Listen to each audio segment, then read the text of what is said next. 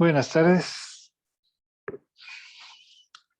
En esta ocasión voy a, les voy a platicar acerca de el origen de los elementos, cuál ha sido o cómo creemos que ha sido la historia a partir de que se creó el universo hasta el momento actual en donde pues tenemos una gran cantidad de elementos químicos que conocemos y que algunos que iremos conociendo más adelante.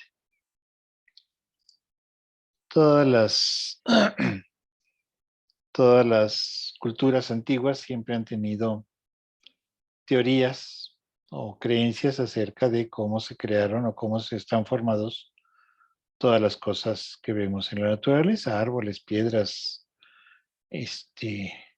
distintas rocas y minerales, etcétera. Y una teoría muy común en todas las historias, en todas las culturas antiguas, desde los griegos hasta los chinos, es que existen materiales básicos que van a formar todos este tipo de cosas, los elementos que forman ese tipo de cosas. Y los elementos en las culturas antiguas, pues son muchas, pero básicamente muchas de ellas coinciden en tener estos cuatro, ¿no?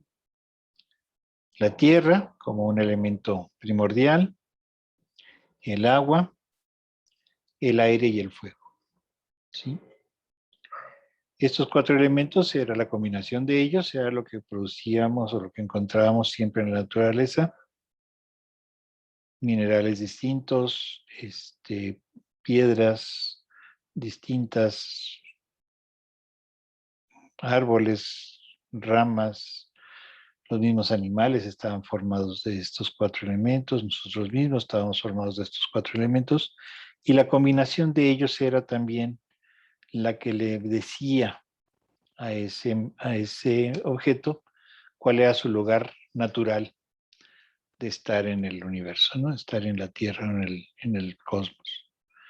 Así todo lo que tenía una gran cantidad de tierra, pues era aquellas cosas que siempre trataban de ocupar el lugar más profundo, más abajo de todos ellos, por eso las piedras que trataban de buscar su lugar natural y por eso se caían cuando las subíamos y las dejábamos sueltas. Y bueno, por eso caían, según pensaban los griegos, el agua podía correr sobre las piedras y entonces era su lugar natural, un poco más arriba de las piedras. El aire siempre estaba también arriba del agua. Cuando poníamos aire dentro del agua, pues formaban burbujas que siempre trataban de subir, y el fuego pues siempre estaba arriba de todos ellos, ¿no? Entonces aire, agua, tierra y fuego pues eran los cuatro elementos de los cuales estaba formado todo lo que teníamos en el universo. Cuando juntábamos los cuatro pues teníamos esto, pero bueno, esa es otra historia. Ahorita no vamos a verla. En realidad lo que tenemos y lo que sabemos ahora es que esos cuatro elementos no eran tan elementos como pensábamos. Esos en realidad son otro tipo de cosas, y lo que llamamos elementos, es decir, de qué están hechos todos los objetos y todas las combinaciones, etcétera, pues son una serie de partículas, perdón, no partículas, una serie de objetos que podemos seguir haciendo cada vez más pequeños, cortando hasta cada vez más pequeños, hasta que encontramos el último objeto que mantiene todavía las mismas características que el objeto original, ¿sí? Y eso es lo que conocemos como los átomos. Y esos átomos pueden ser de distinta especie, distintas características, tanto físicas como químicas, y eso es lo que conocemos como los elementos. ¿Sí? Son distintas especies de esos átomos, pero no son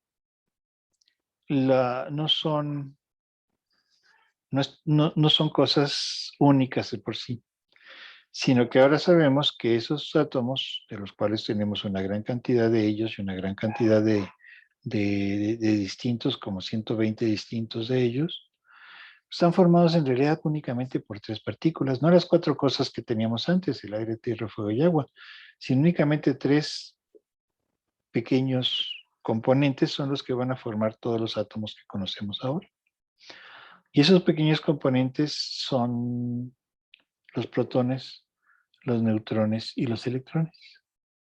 Y la combinación de ellos es lo que nos hace ahora sí tener los distintos tipos de elementos que tenemos en la naturaleza. ¿Sí? Estas 3 partículas constituyen toda la materia ordinaria que conocemos en el universo. Ahora sabemos también que 2 de ellas, los protones y los neutrones, no son partículas elementales en el sentido de que no se pueden dividir más, sino que en realidad esas partículas están formadas por otros componentes más pequeñas que conocemos como quarks. ¿Sí? En los protones y los neutrones es una combinación de 2 tipos de quarks, el quark arriba y el quark abajo, que tienen ciertas características, y la combinación de esos 3 quarks en una sola partícula es lo que le da la naturaleza de esa partícula. Así los protones está formado por 2 quarks arriba y un quark abajo. Algunos de esos quarks tienen carga eléctrica entre sus características, entre sus propiedades físicas, y esa combinación hace que el protón tenga una carga eléctrica positiva de una cierta unidad, mientras que el neutrón, su carga eléctrica se va a ser 0. Además de estas 2 partículas de los quarks que están formando protones y neutrones, pues también tenemos otras familias de partículas que serían los electrones, que forman parte de otra familia que se conocen como los leptones. ¿Sí? Estas partículas creemos que sí son elementales en el sentido de que no están formadas por otras cosas aún más pequeñas, y de esos tenemos pues 6 de ellos conocidos, ¿no? El electrón, el muón y la partícula tau, que a su vez tienen asociados 3 partículas con masa muy, muy pequeña que conocemos como los neutrinos, ¿sí? Y entonces la familia de 6 quarks conocidos y las familias de 6 leptones conocidos son aquellos que, algunos de ellos nos dan toda la materia conocida, y la combinación de otros pues nos dan otros tipos de partículas que aparecen también en las reacciones de los aceleradores cuando hacemos chocar grandes partículas a muy altas energías. ¿Sí? Ahora bien, ¿por qué se mantienen unidos esos quarks dentro de lo que conoceríamos un protón? Bueno, pues esa es una de las fuerzas, de las interacciones básicas que tenemos en física. En orden de intensidad, digamos, la más débil sería la interacción gravitacional. La que seguiría sería la interacción electromagnética, aquella que involucra cargas eléctricas y campos magnéticos, etc. Le seguiría una que conocemos como la fuerza débil, y después tendríamos la fuerza que mantiene unidas a los protones y los neutrones, de las quarks dentro de protones y neutrones, que sería la fuerza fuerte, ¿sí? Y esa fuerza fuerte, esa interacción fuerte, digamos, es la que mantiene unidos a los quarks en protones y neutrones. Bueno, ¿cómo empieza todo esto? Bueno, todo viene a partir de que se crea el universo, y pues antes de ese momento pues no sabíamos cómo era. Queremos saber que el universo era un lugar muy pequeño, muy caliente, muy denso, con una gran cantidad de energía comprimida en un espacio muy, muy pequeño, y llega un momento en donde se empieza a crear el universo, se empieza a crear el espacio. Más que crearse el universo, se empieza a crear el espacio entre esa energía que teníamos al principio muy junta. Y es el momento que conocemos como el Big Bang.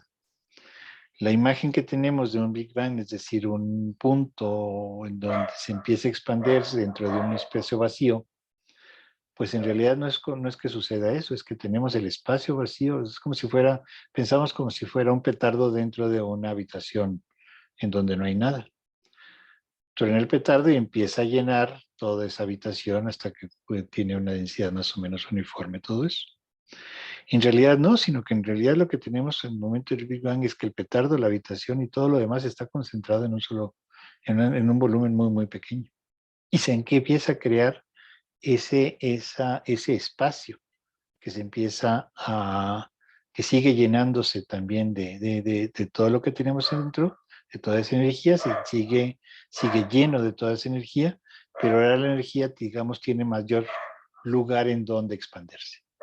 Y ese es el momento del Big Bang. En ese momento, pues la temperatura es muy, muy alta, ¿sí? La densidad también, y todo el universo estaba concentrado en un punto que era más pequeño que una partícula elemental, ¿sí? Cuando se empieza a expandir el universo, esa energía que teníamos ahí metida empieza a crear materia. Y lo primero que crea son los quarks, ¿sí? Y esos quarks, pues, empiezan a interaccionar consigo con otros quarks, y algunos de ellos, pues, se aniquilan, etcétera, etcétera. Es cuando empezamos a crear materia y creamos también antimateria. Llega un momento en donde esa materia y antimateria se vuelven a juntar, se vuelven a aniquilar, se vuelve a crear la misma energía de la cual dieron origen a ellos, pero con la particularidad de que ahora hay un desbalance. Y ese desbalance hace que haya ligeramente más materia que antimateria. Entonces, toda la materia que conocemos actualmente, la materia normal, la materia estándar que conocemos actualmente, viene de ese pequeño desbalance entre materia y antimateria. ¿Sí? El universo de todos modos se sigue expandiendo, se sigue enfriando, pero también se crean los leptones, es decir, las partículas aquellas que vimos, que eran los electrones, su antipartícula, que son los positrones, los neutrinos, etcétera. Y todos ellos, junto con la radiación electromagnética, los fotones que tenemos ahí, están en equilibrio, pero se siguen expandiendo el universo. Del tiempo ha pasado más o menos como un segundo desde que se empezó a expandir, desde el Big Bang, desde el tiempo cero, ¿sí? Y la temperatura ahora ha bajado pues muchos órdenes de magnitud, casi 20 órdenes de magnitud en cuanto a su temperatura.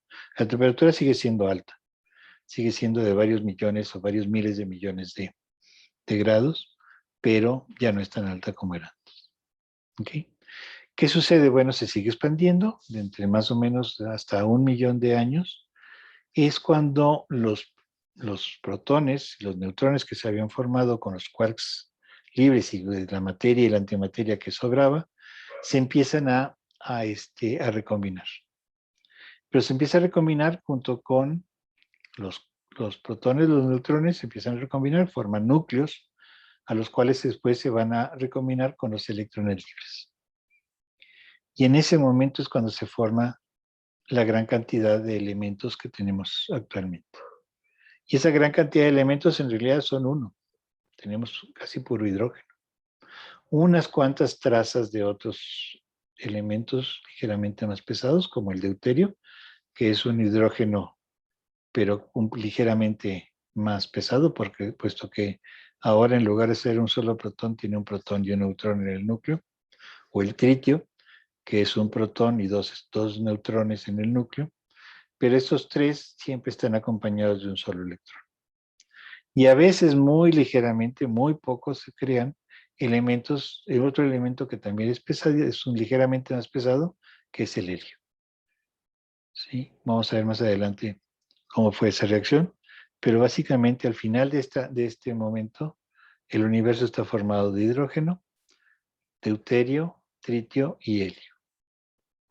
Pero ¿qué pasa con la radiación? Bueno, la radiación, antes de ese punto, estaba en equilibrio térmico con toda la materia. ¿Qué quiere decir? Pues que la temperatura de la radiación y la temperatura de la materia era más o menos similar. En ese momento, la expansión hacía que la temperatura fuera bajando, pero hacía que bajara uniformemente tanto en la radiación como en la materia. ¿sí?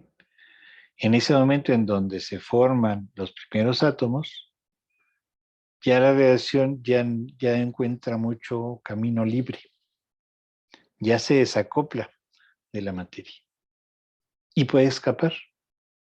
La radiación ya no está chocando con la materia por todos lados como estaba antes de, de que se combinaran los primeros átomos, y en ese momento la radiación escapa. Y escapa y sale libre, y entonces su temperatura sigue bajando, pero únicamente por efecto del cambio de volumen del universo. Ya no por estar chocando con las partículas. Las partículas tienen un proceso de enfriamiento mucho mayor que el proceso de enfriamiento que sufre la radiación y se desacoplan. Ya no están acopladas. Ese momento, más o menos como entre 1 segundo a 1 millón de años después del Big Bang, es desde donde viene lo que conocemos como los fotones de radiación de fondo. Eso es lo último que alcanzamos a ver en la historia del universo.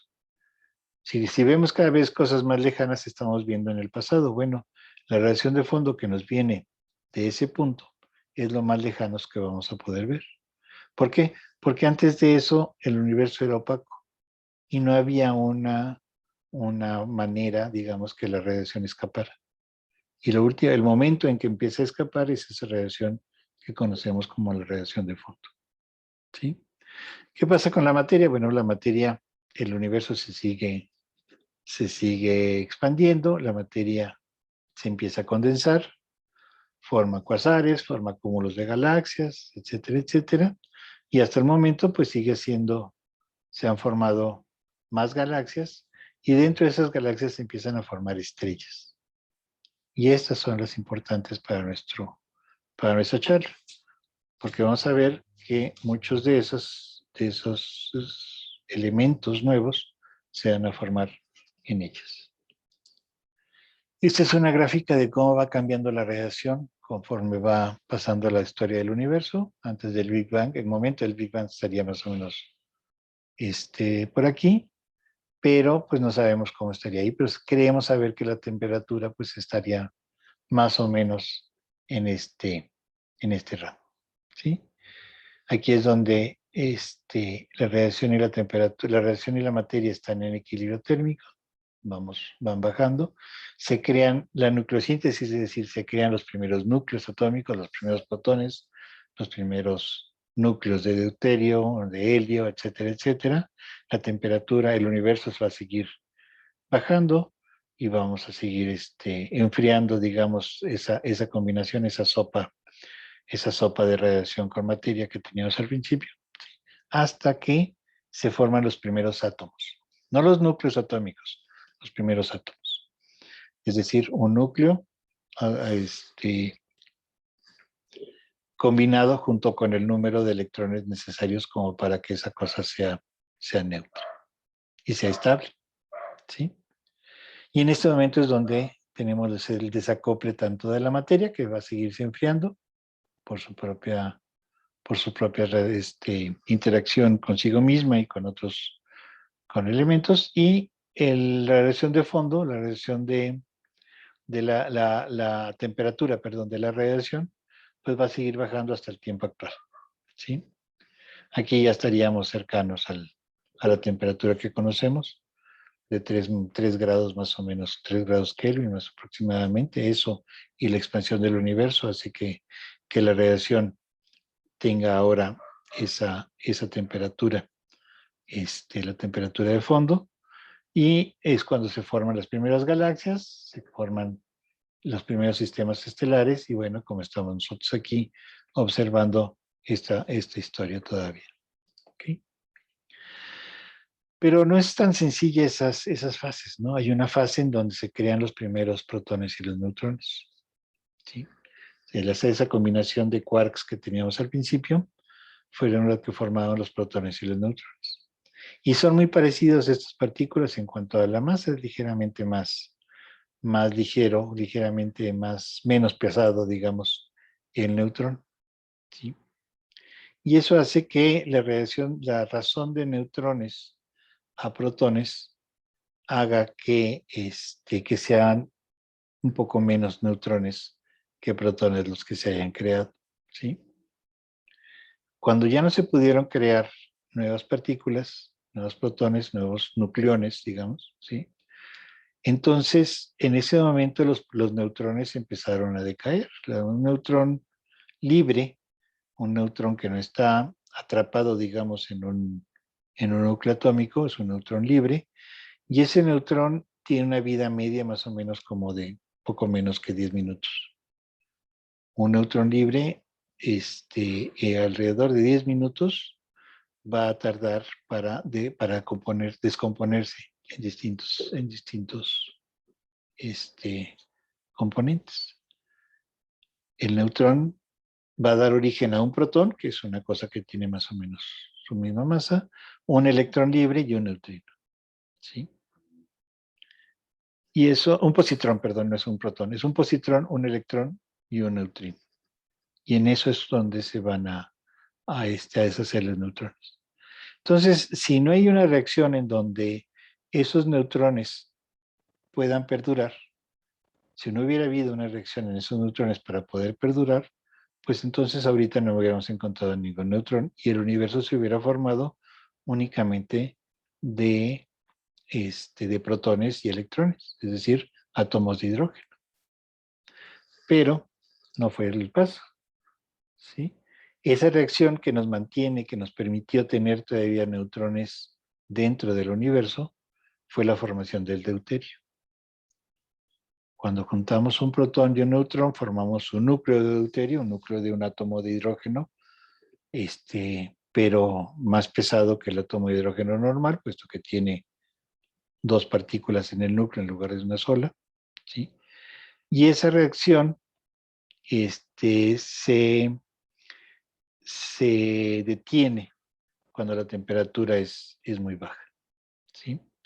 ¿Qué sucede? Bueno, pues que sucede que esos neutrones y esos protones pues se juntaron y ahora tenemos un neutrón por cada 7 protones del universo. Entonces, la formación del deuterio fue lo que nos permitió tener neutrones que van a ser después importantes para formar otro tipo de partículas y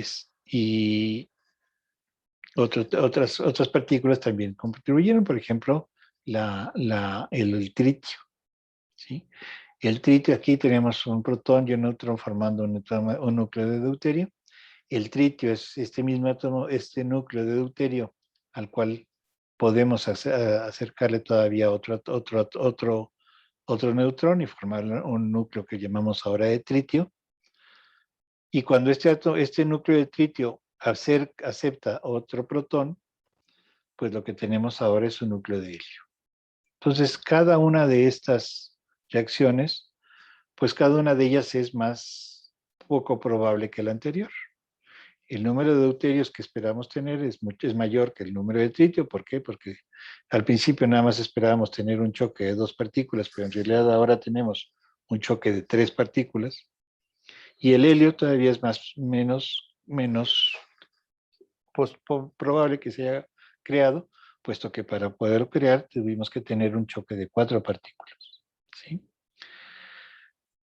Y pues es hasta donde se pudo formar al principio del universo. Entonces, en ese momento, pues casi todo el universo está formado por hidrógeno, por deuterio, una gran cantidad de hidrógeno, que es la gran mayoría, como el 70 y tantos por ciento del universo es hidrógeno, unas trazas de deuterio, unas trazas de tritio y una traza muy, muy pequeña también de helio. Y eso es como empieza el universo, cuando empieza a formar galaxias, cuando empieza a formar este tipo de cosas, ¿sí?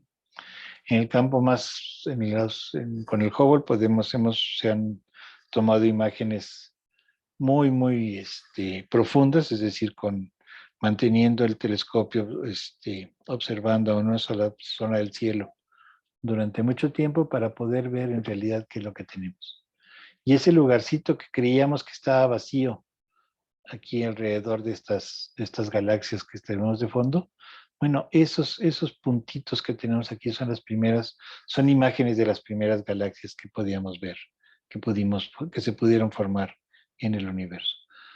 Cosas más brillantes, más lejanas, más grandes, perdón, más brillantes, más con estructura, etcétera, son objetos más cercanos en el tiempo. Estas galaxias ya están bien formadas, tienen una estructura distinta, algunas tienen interacciones con otras galaxias, por ejemplo, tenemos estas colas de María que le llamamos, algunas son galaxias de gran diseño, como esta de acá, etcétera, pero al principio únicamente teníamos concentraciones amorfas de material. Pero si el universo era tan estable, si el universo era tan uniforme, ¿cómo es que pudimos empezar a formar galaxias? Bueno, en realidad, para formar un universo, pues tenemos que tener hidrógeno, que era lo que teníamos al principio, mucho tiempo, como lo tenemos ahora, y además tenemos que tener materia oscura y energía oscura. Y con esos 4 elementos podemos crear un universo tranquilamente, como el nuestro. ¿Sí? ¿Pero qué es eso de la materia oscura? Bueno, es una materia que únicamente interacciona por medio de la gravedad. La materia normal que nosotros tenemos y que conocemos y que hemos estudiado y que más o menos sabemos cómo funciona, pues interacciona no solo con la gravedad, sino también interacciona de forma con la radiación electromagnética. Absorbe energía electromagnética, cuando tiene energía de más, la emite en forma de radiación electromagnética, etcétera, etcétera. Se calienta porque recibe radiación electromagnética y es absorbida por los materiales, etcétera.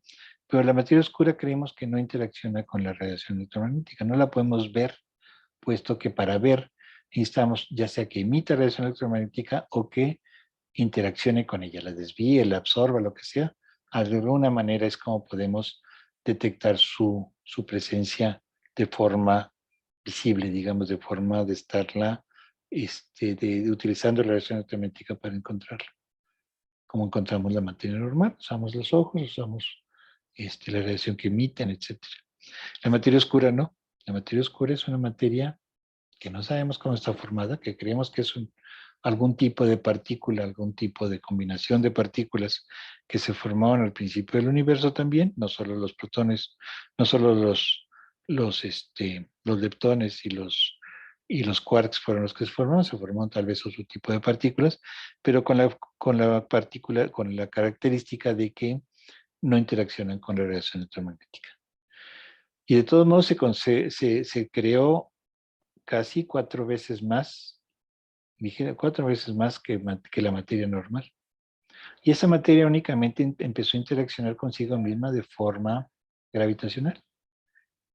Y si había una pequeña, no era uniformemente distribuida, sino que había una pequeña, lugares en donde la densidad era un poco mayor. Bueno, ese punto con mayor densidad empezó a jalar material de la misma carrera de materia oscura hasta crear conglomerados y hasta crear lugares con mucho más densos. Y esos fueron los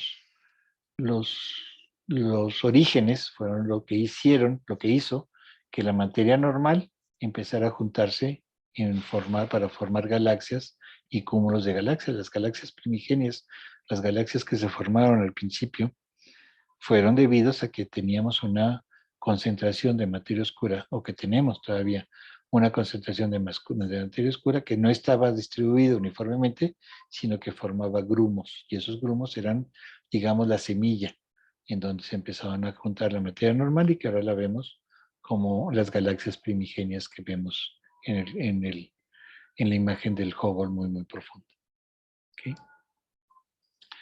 Pues estamos hablando de los elementos. Bueno, los astrónomos tenemos la característica de que no nos gusta meternos en muchas honduras, y para nosotros existen nada más 3 tipos de elementos. El hidrógeno, el helio y todo lo demás que se llamen que son metales. Sí. Obviamente un químico nos va a decir no sean tontos, eso no son los elementos son estos. Bueno, tienes razón. Pero pues son tan poquitos todos los demás y sobre todo al principio del universo eran tan poquitos todos los demás. No había muchos de ellos, había hidrógeno, helio, deuterio que no aparece en la tabla periódica. Habría una ligera puntito por ahí de litio, de berilio, de boro, ya todo lo demás ya no existía. Bueno, pues para nosotros son otras cosas y no nos llaman mucho la atención, pero bueno, en realidad sí son importantes, claro que sí. Entonces tenemos toda esta gran cantidad de elementos ahora, casi 120 elementos, algunos creados en el laboratorio, otros que se encuentran en la parte, normalmente en la naturaleza, etcétera, etcétera. Bueno, ¿cómo llegamos a tener tal variedad de elementos? Bueno, vamos a ver cuántos hay de cada uno, ¿no? Esa es la primera pregunta. Para empezar a saber cómo llegaron, pues vamos a ver cómo está la combinación de todos ellos. Si nos encontramos, si vemos el Sol y podemos contar el número de átomos de hidrógeno, de helio, etcétera, etcétera, y todos cada uno de ellos, pues vemos una distribución más o menos similar, más o menos parecida a esta, ¿sí? En el Sol, pues tenemos muy pocos elementos muy pesados, que son estos que están acá abajo, ¿sí? El fierro tiene una concentración un poco ligeramente mayor a todos los anteriores. Algunos intermedios entre el oxígeno y el fierro, el sodio, el silicio, etcétera, etcétera, tienen menor cantidad que el fierro, pero tenemos una gran cantidad de oxígeno, de carbono, berilio y boro, berilio y litio también es una cantidad muy, muy pequeña de esos elementos, etcétera, pero tenemos una gran cantidad de hidrógeno y helio. Entonces la pregunta es, bueno, ¿cómo es posible que tengamos esta distribución tan poco probable, digamos, de esto? Sabemos que teníamos al principio mucho hidrógeno y mucho helio, ¿vale? Pero ¿dónde salieron todos los demás? Eso es el problema, ¿no? ¿Qué hicieron? ¿Qué fue lo que sucedió durante toda esta historia del universo, 13.800 millones de años, para tener esta gran cantidad primero de elementos y con esta distribución que creemos que es más o menos similar en muchas partes del universo? Bueno, lo que sucedió es que es lo que veíamos al principio, la formación estelar.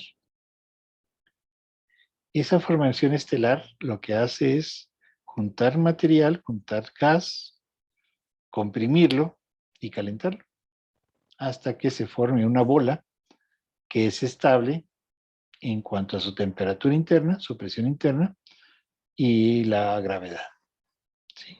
Aquí tenemos una imagen de una nube molecular, es decir, una nube oscura, en donde hay una gran cantidad de gas, de polvo, de moléculas más o menos complejas, y dentro de ellas estamos formando estrellas.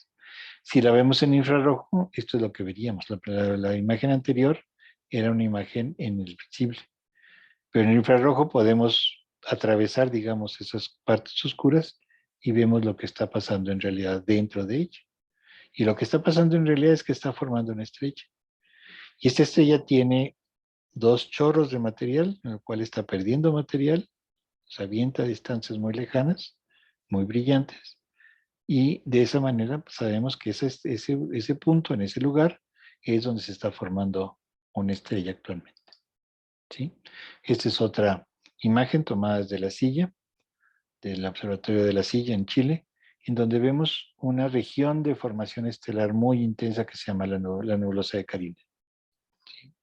Y aquí también tenemos una gran formación de estrellas o de estrellas recién formadas en cúmulos, por ejemplo, como estos de acá, etcétera, en donde las estrellas se formaron, muchas estrellas se formaron al mismo tiempo o en tiempos muy, muy, muy cortos entre una y otra, y todas están más o menos juntas ahí. ¿Sí?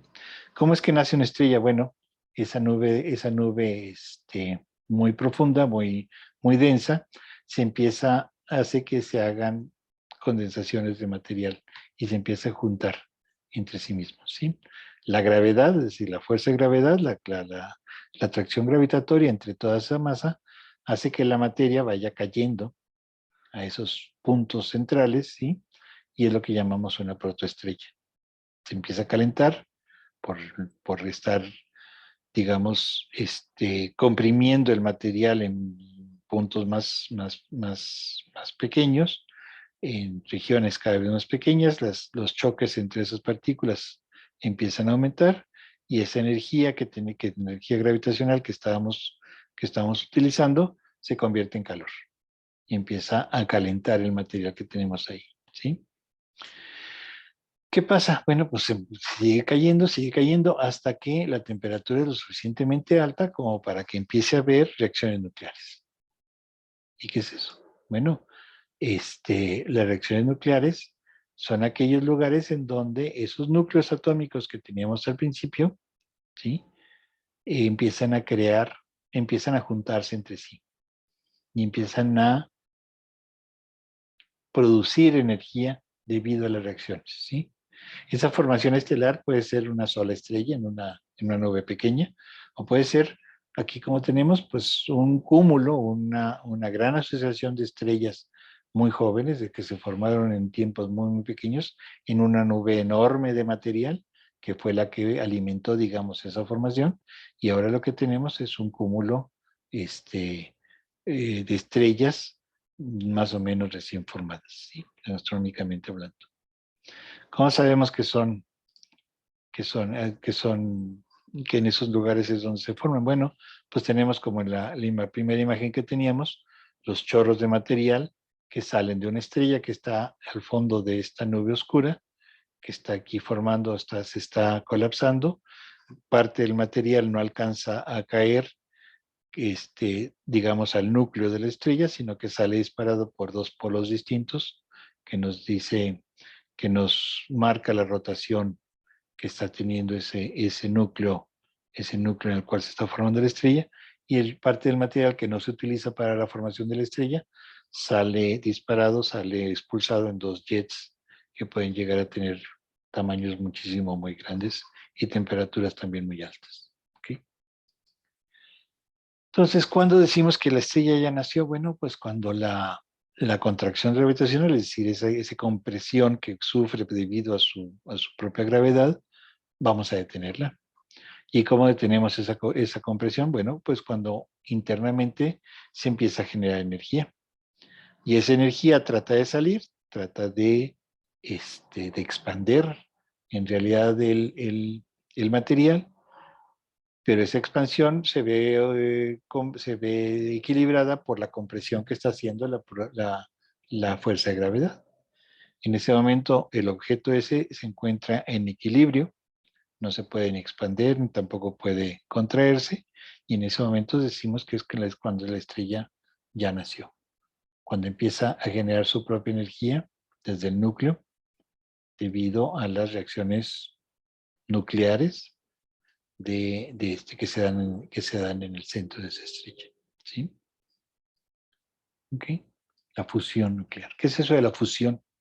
Bueno, pues la fusión es la unión de varios núcleos. ¿Sí? ¿Qué pasa cuando tratamos de juntar dos protones, por ejemplo? Acuérdense que los protones tienen carga eléctrica y tienen la carga del mismo tipo de esos dos protones. Y pues siempre nos ha enseñado que cargas iguales se repelen, no van a poder juntarse, pero para eso están los neutrones. Los neutrones ayudan a vencer esa repulsión electrostática que tenemos y hacen que se mantenga el núcleo debido a la fuerza débil, hace que mantengan ese núcleo estable. ¿Qué pasa si juntáramos un deuterio, aquí como en la imagen, un deuterio y un tritio? Bueno, pues tenemos un núcleo que está formado de cinco partículas, dos protones y tres neutrones, y uno de ellos pues puede salir escapado y lo que nos queda es un núcleo de helio. Pero la masa de este núcleo de helio, que son dos protones y dos neutrones, es distinta a la masa que teníamos de las partículas separadas.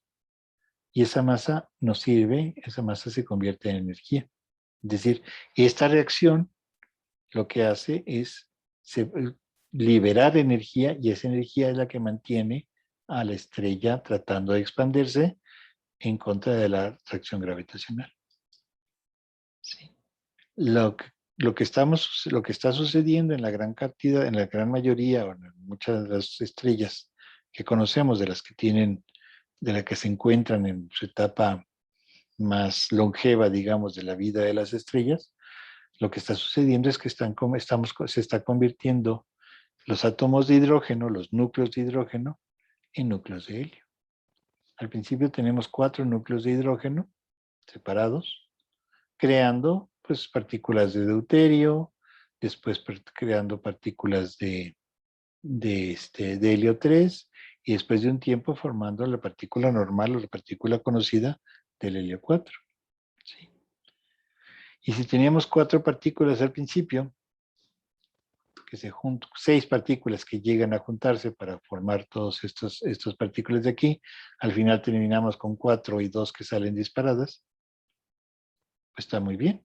¿Por qué? Porque estas 4 que teníamos al principio, la energía, la masa que tienen estas 4 es ligeramente menor a la masa que tiene la partícula, el núcleo de helio.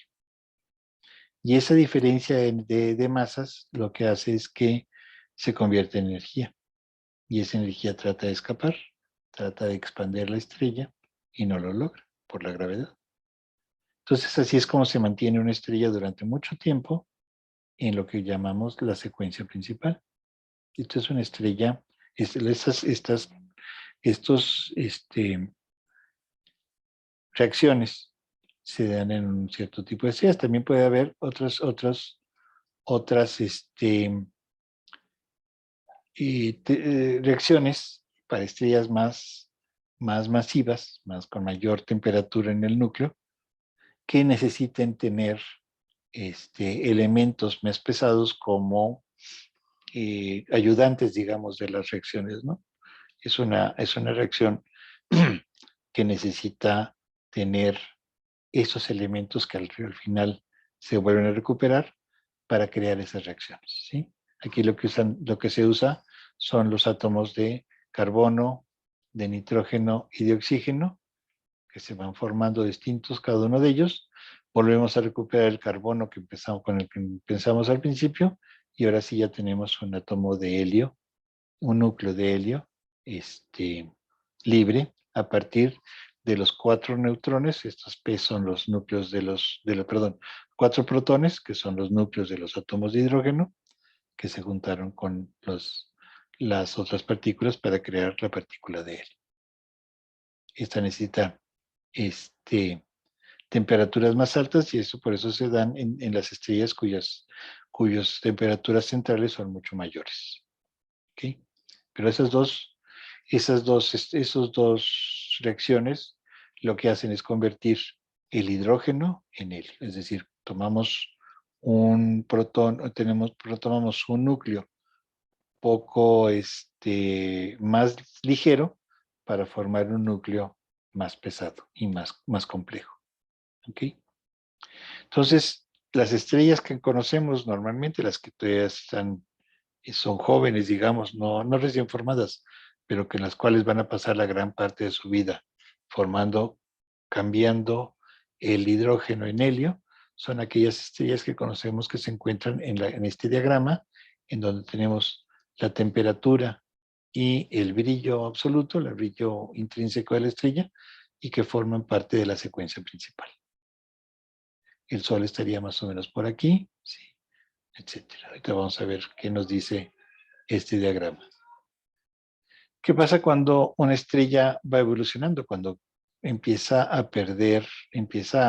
convertir todo el hidrógeno que se encuentra en su núcleo, o gran parte del hidrógeno que se encuentra en su núcleo, empieza a convertir en helio. ¿Qué pasa cuando se le acaba ese combustible? Bueno, pues lo que sucede es que la estrella, en la temperatura central, baja, ya no tiene tanta producción de energía, el núcleo se contrae, hace que se caiga sobre sí mismo, pero las capas externas empiezan a expandir. Y esas capas externas también se empiezan a calentar. Y ahora lo que sucede es esa transformación de hidrógeno en helio no se da en el núcleo, sino se da en una capa más afuera, ¿sí? Y en esa zona es lo que conocemos como la zona de las gigantes rojas. Estas estrellas en la secuencia principal, cuando evolucionan, evolucionan estando aquí, por ejemplo, pasan a formar parte ahora de las estrellas gigantes rojas después de mucho tiempo de haber sido formadas las estrellas. El Sol, por ejemplo, ahorita todavía no se convierte en gigante roja, va a tardar todavía unos 5.000 millones de años más estando en la secuencia principal, pero eventualmente se va a terminar el hidrógeno del núcleo y se va a convertir en una gigante roja, igual que todas las estrellas que tenemos acá. ¿Okay? Eso nos sirve para saber más o menos la edad de los cúmulos. Como vimos al principio, las estrellas se forman en cúmulos, no se forman aisladas. Y si vemos ese diagrama de temperatura contra el brillo intrínseco de las estrellas, que que se le conoce como el diagrama de Hertzsprung-Russell, si hacemos ese diagrama, podemos ver que un cúmulo más o menos joven, como las Pléyades, pues la gran mayoría de las estrellas se encuentran en la secuencia principal. ¿Sí? ¿Cómo sabemos que ese cúmulo es joven? Bueno, pues porque todavía alcanzamos a ver parte del material del cual se formaban las estrellas. Esa nube oscura de la cual se formaron esas estrellas va siendo cada vez más barrida, digamos, por la radiación de todas las estrellas que formó, se empieza a diluir, se empieza a perder, pero aquí en este cúmulo pues, todavía alcanzamos a ver parte del material que formaron o del cual se formaron esas estrellas. Entonces sabemos que es joven, que tiene poco tiempo de haberse formado, además de que todas las estrellas se encuentran, o casi todas las estrellas, se encuentran en lo que conocemos como la secuencia principal. ¿Qué pasa si observamos un cúmulo en donde ya hace mucho tiempo que se formaron y que ya no tienen material o ya no tienen gas como para formar estrellas más actuales? Bueno, estas estrellas principalmente son más oscuras, su temperatura es más baja, casi todas ellas son de temperatura más baja, ¿sí? Y lo que vemos en su diagrama de temperatura contra brillo intrínseco, es decir, un diagrama Hertzsprung-Russell, vemos que muy pocas estrellas se encuentran en la secuencia principal, las estrellas de poca masa, de masa más pequeña, se encuentran en la secuencia principal y una gran cantidad de ellas se encuentran en la parte que conocemos como gigantes rojas. Entonces eso nos ayuda a saber más o menos la edad que tienen esos cúmulos de haberse formado. ¿Sí? Entonces vamos a regresar a las estrellas. Estamos con una estrella que ya se convirtió en gigante roja. En una capa exterior empieza a convertirse hidrógeno en helio. El núcleo todavía sigue estando caliente, pero no lo suficiente como para tener otro tipo de reacciones. ¿Sí? Hasta que ese núcleo se sigue contrayendo por efecto de que ya no produce energía interna y aumenta su temperatura, y entonces al aumentar su temperatura puede empezar a crear otro tipo de reacciones, no solo no con el hidrógeno, sino con el helio. Ahora tiene una gran cantidad de helio ese núcleo, ya hidrógeno le queda muy poco, pero tiene una gran cantidad de helio y ese helio ahora va a servir de combustible para otro tipo de reacciones, para crear otro tipo de elementos como el carbono y el oxígeno. ¿Okay? Entonces, ¿cómo se forma el carbono? Bueno, pues si juntamos dos núcleos de helio, podemos juntar un núcleo de berilio, ¿sí? Y si juntamos un núcleo de berilio con otro núcleo de helio, pues vamos a juntar ahora sí un núcleo de carbono. Es lo que conocemos como la reacción triple alfa. Las partículas alfa serían las partículas que son los núcleos de helio, y tenemos que juntar 3 de ellos para poder tener un núcleo de carbono. El problema del berilio, como vimos cuando vimos la la cantidad de berilio que tenemos en la naturaleza, es que el berilio es poco estable. ¿Sí? El núcleo de berilio así formado es poco estable y tiene que y decae muy rápidamente. Entonces, muy rápidamente tenemos que juntarle el otro helio para poder contener carbono y por lo tanto el berilio casi no encontramos en la naturaleza. Lo encontramos, creo que es berilio 7, que ese sí es estable, pero es poco el que se produce. Y por eso tenemos la concentración de berilio en el Sol es muy, muy pequeña. ¿Okay? En esa fase, bueno, la estrella ha expandido, se convierte en una gigante roja, sigue creando, etcétera, etcétera. Y ahora puede tener una capa convirtiendo hidrógeno en helio, otra capa convirtiendo helio en carbono y un núcleo central donde se junta, digamos, todo el carbono, que sería, digamos, las cenizas de esas reacciones que se están dando ligeramente arriba. Y en ese momento la estrella se ha expandido lo suficientemente grande como para empezar a perder las capas exteriores. El núcleo que queda es muy caliente y empieza a calentar esas capas exteriores y es lo que conocemos como las nebulosas planetarias. Estas estrellas eran estrellas parecidas al Sol, en donde la expansión de su atmósfera fue tan grande que ya se perdió, digamos, la atracción gravitacional no fue lo suficientemente grande como para mantenerlas unidas y se pierde en el universo, en el espacio, pero el núcleo es tan caliente que empieza a calentar todo ese material y a ionizarlo, es decir, arrancarles electrones, etcétera, y lo podemos ver y los podemos estudiar ahora. ¿Sí? Pero esas son estrellas hasta 8 masas solares, hasta estrellas que tienen más o menos desde punto 5, 2 veces la masa del Sol hasta 8 veces la masa del Sol.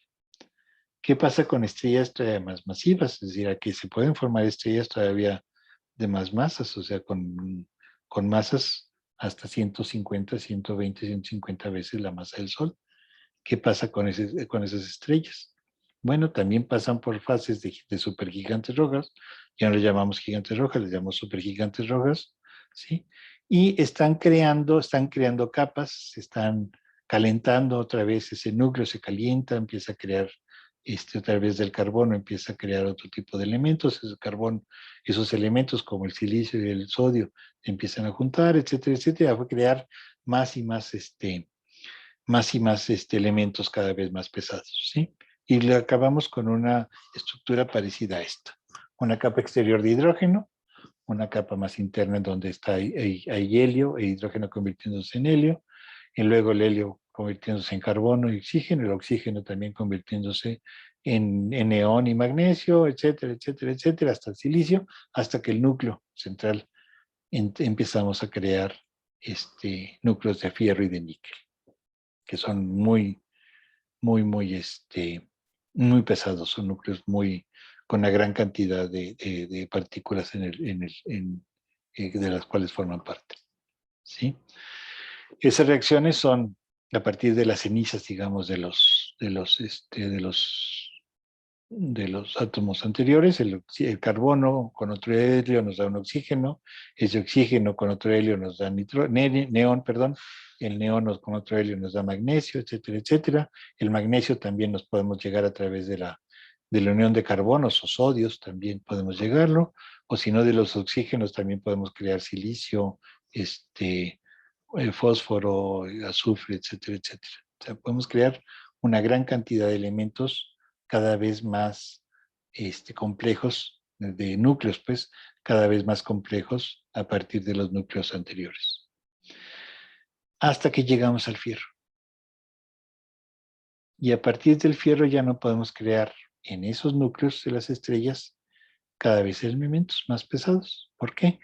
Porque si vemos la energía que están generando al tener esas reacciones, pues todos estos elementos, desde el hidrógeno hasta antes del fierro, están dando energía para crear el elemento más pesado.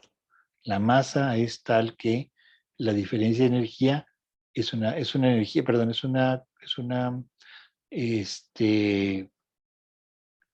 Una combinación de electrones es una combinación de núcleos que es exotérmica, es una reacción exotérmica, es decir, nos da energía. Y a partir del fierro, para crear todos los demás, necesitamos que alguien más nos dé energía para poder hacer la fusión del fierro con otros elementos más pesados. Entonces, si la estrella llega a un momento en donde empieza todo su núcleo, ya empieza a ser de fierro, pues el núcleo ahora sí ya no va a poder producir su propia energía y se va a colapsar. La gravedad sigue estando ahí. La gravedad esa no nos deja, es la gravedad. Al tener masa tenemos gravedad y la gravedad siempre trata de juntar todas las cosas en un solo punto. Y entonces ahora la gravedad hace que el núcleo se colapse. ¿Sí? Aquí está la energía que podemos crear. Llegamos hasta el fierro y luego ya empieza a necesitar energía para crear átomos cada vez más complejos. ¿Qué pasa con los elementos? ¿Qué pasa cuando se colapsa? Bueno, se colapsa y se crea una supernova. Es lo que conocemos como una supernova. ¿Sí? ¿Qué ha pasado en toda esa historia? Bueno, la estrella ha tardado, esa estrella muy masiva, más o menos arriba de 10 masas solares, ha tardado 10 millones de años quemando hidrógeno, un solo millón de años quemando helio, 1000 años quemando carbono, un año quemando oxígeno. El silicio se quema para crear silicio en unos cuantos días y en un segundo creamos el fierro. Y a partir de ese momento ya no hay manera de que sea estable esa estrella y se colapsa. El núcleo se colapsa. ¿Y qué pasa cuando se colapsa? Bueno, pues todos los protones y todos los electrones que teníamos ahí alrededor de los núcleos, de los átomos, van a caer y se van a pegar en un solo punto, van a crear una reacción. ¿Y qué pasa cuando juntamos los protones, los positrones y los protones y los electrones? Pues lo que obtenemos son neutrones. Y ese núcleo que teníamos de átomos de fierro se va a convertir ahora en un núcleo de una estrella de neutrones. Y va a soltar una gran cantidad de neutrinos, de partículas conocidas como neutrinos, de la reacción de los protones y los electrones para formar neutrones. ¿Sí? Ese material hecho de puros neutrones, pues es un material muy denso, con una gran cantidad de masa por unidad de volumen. Y es sumamente pesado, sumamente denso. Es decir, las estrellas de neutrones que se forman después de la explosión de supernova son objetos muy densos que pueden tener hasta 3 veces la masa del Sol en un tamaño más o menos como de 10 kilómetros de diámetro. Son objetos muy densos, ¿sí? Y esto es lo que pasa, o sea, antes de la supernova, pues tenemos la estrella, el colapso nos forma algo aquí adentro muy denso, la estrella lo que hace, se emiten los neutrinos, se empieza crea un choque, una onda de choque que empieza a expander todas las capas externas de la estrella crece muchísimo, y esa estrella que crece muchísimo lo que hace es que su brillo aumente varios millones de veces, ¿sí? Y al final lo que tenemos es una envolvente que se está expandiendo alrededor de un punto central que lo que quedó de la estrella, que es una estrella de neutrones. ¿Okay? La nebulosa del Cangrejo es una nebulosa formada por una supernova en el año 1054. Y sabemos que hay un objeto muy brillante, no muy caliente en el centro, que es la estrella de neutrones que quedó de la estrella a partir de la cual se formó toda esta nebulosa, todo este material era una estrella en un momento dado y tiempo después ya lo que tenemos es únicamente gas que se está expandiendo y una estrella de neutrones en el centro, ¿sí? Otra también es la de Casiopea A, que lo que vemos es el material que está expandiéndose a partir de un cierto punto y que sigue estando muy caliente. Podemos verlas en rayos X, en radio está emitiendo, en el visible, etcétera, y podemos ver los distintos elementos que están formando ese gas que está alrededor. Y tienen silicio, tienen carbono, tienen hierro, tienen otro tipo de elementos, pero hasta el hierro nada más. Bueno, y todos los demás que teníamos en la tabla periódica, a partir del hierro, pues ¿dónde se formaron? Bueno, eso se forman muchos de ellos se forman en esas explosiones de supernova. Cuando hacemos que el fierro adquiera neutrones o otros elementos más pesados adquieran neutrones, estos se van a convertir en otros elementos de más pesado. Si al fierro le ponemos un neutrón, se convierte en un fierro poco estable que después va a decaer en otro átomo que se llama el átomo de cobalto. Y así podemos estar juntando neutrones cada vez más neutrones en los núcleos que tenemos ahora debido la energía se da por la explosión de la supernova, ya no es una energía producida por la reacción, no por la reacción nuclear, sino que es producida por toda la expansión, digamos, de esa onda de choque que creó la supernova, y es la que alimenta este tipo de reacciones. Y podemos tener procesos lentos cuando el núcleo va a decaer en un núcleo más o menos estable antes de que sea absorbido antes de que absorba otro neutrón, o muy rápidos en donde el flujo de neutrones es tan intenso que hace que se junten varios neutrones dentro del núcleo para poder crear otro tipo de elementos cada vez más y más complejos, digamos. ¿Ok?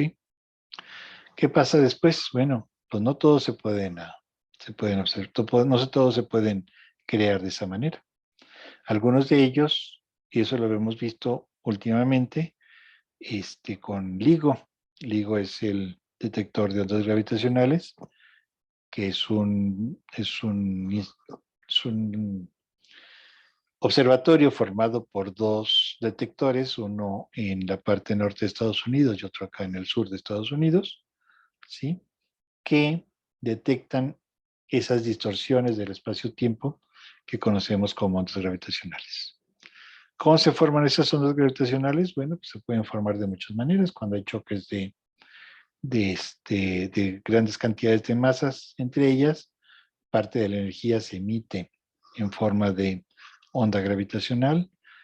Ya se conocía que sí había, o que lo que producía, lo que predecía la teoría general de relatividad, esas ondas gravitacionales, sí se sabía que existían desde más o menos 1980 o algo así, cuando se veía como dos pulsares que están girando uno alrededor del otro, el periodo, el tiempo que tardan en su rotación va cayendo debido a la energía que están perdiendo en forma de ondas gravitacionales.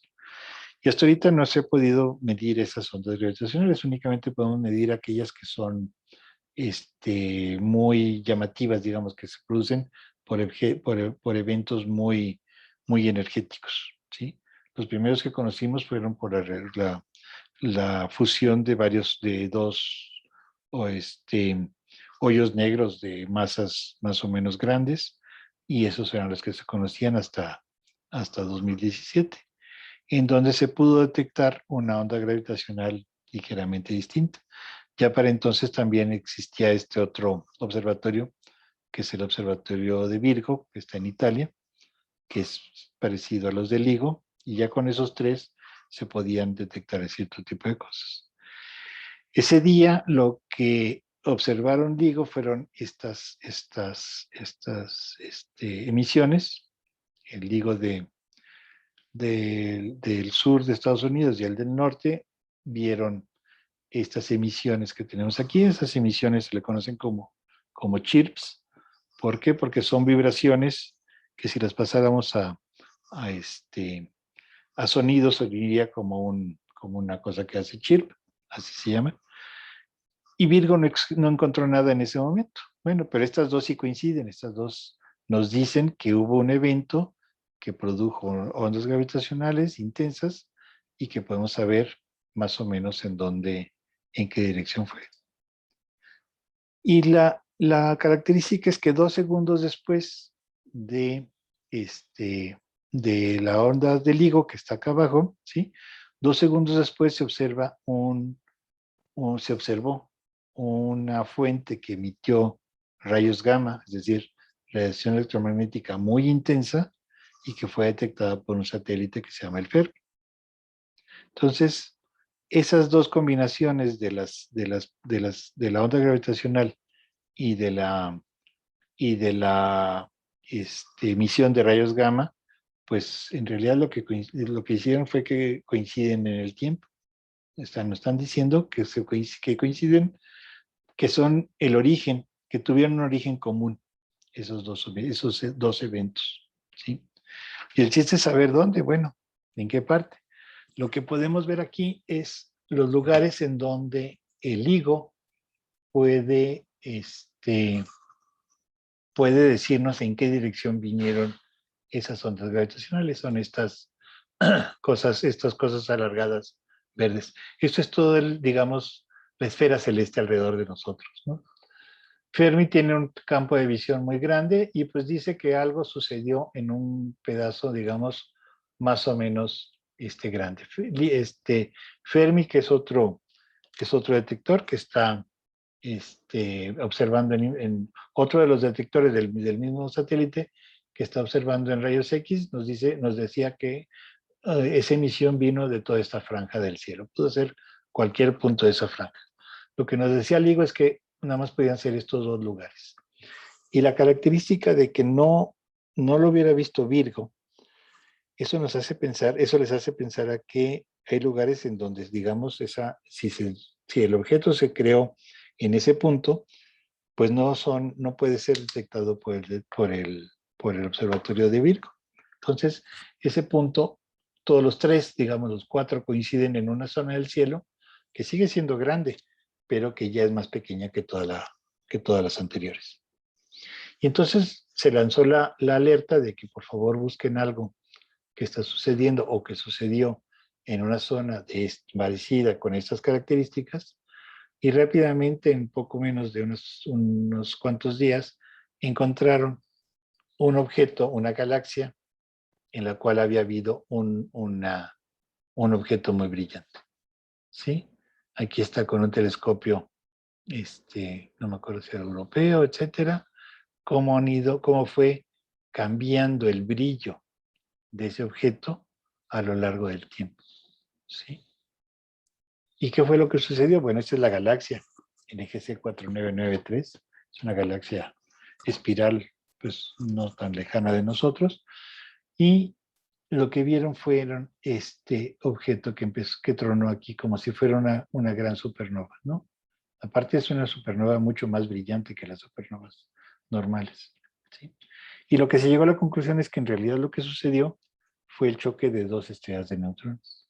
Esas estrellas de neutrones que se quedaron después de la formación de las supernovas, esas dos estrellas de neutrones estaban girando una alrededor de la otra, fueron perdiendo energía por todas las ondas gravitacionales que estuvieron aventando durante mucho tiempo, perdiendo energía, juntándose cada vez más, hasta que llegó un momento en que se colapsaron en un solo objeto. Y ese choque es lo que crea una gran cantidad de elementos todavía más pesados, todavía más que el carbono, que el cobalto y todos esos. Entonces, muchos elementos se forman no solo en las estrellas, no solo en el núcleo de las estrellas, sino que muchos de estos, ¿sí?, se forman en los choques de estrellas de neutrones.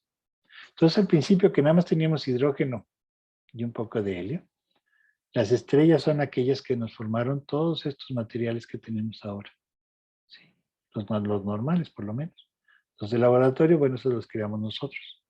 Pero todos los anteriores se forman a partir del núcleo de las estrellas en distintas fases, en distintos momentos, en distintas etapas del universo.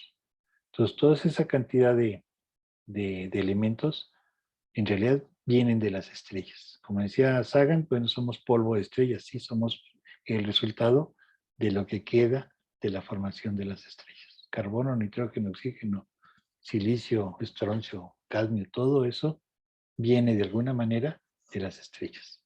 Y esas estrellas son las que nos hacen tener, nos han hecho tener la cantidad de elementos que tenemos ahora. Al principio de la formación de nuestra propia galaxia, las estrellas tenían muy pocos elementos pesados, ¿sí?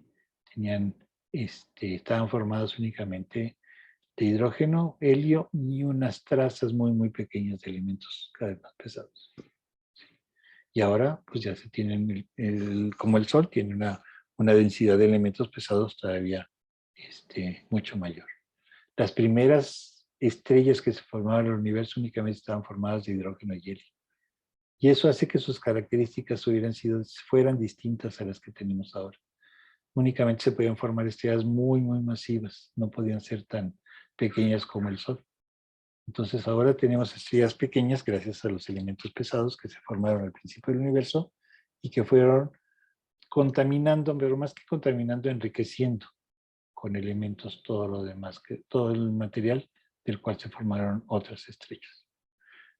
Bueno, pues ese es el origen del universo. Espero que no nos haya aburrido mucho y bueno, nos veremos próximamente en alguna otra charla. Muchas gracias.